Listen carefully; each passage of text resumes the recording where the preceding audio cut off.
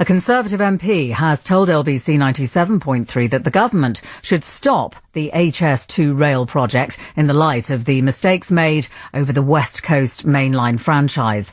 Cheryl Gillan, the MP for Chesham and Amersham, says the £33 billion scheme appears to have as many flaws in it. LBC 97.3's reporter Tom Swarbrick can tell us more.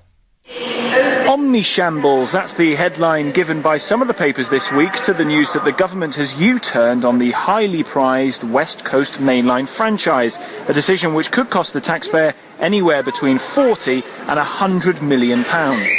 The effects of this cancellation are far-reaching, with franchises due for renewal around the country being put on hold. But the big one, the behemoth, is High Speed 2, the £33 billion project which scythes through the middle of Britain from London to Birmingham. £33 billion is the cost given, but how can we trust that figure? How can we trust any of it in light of the last few days? Joe Rukin is the head of Stop HS2 campaign. The word farce has been bandied around a bit, but, that's seriously underplaying what's happening here.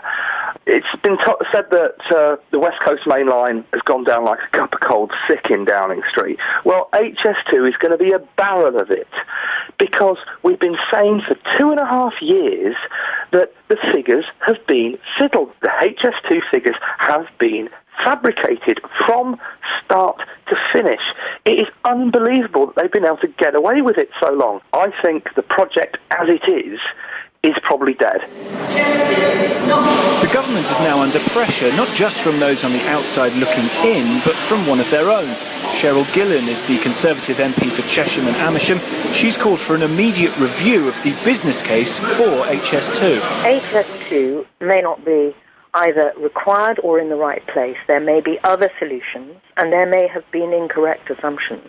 Indeed, the people looking after HS2 have already made mistakes on calculating spoil coming out of tunnels, have failed to even take into account, the ministers have had to come out not once but twice and apologise for failing to take into account large numbers, hundreds of responses to the consultation.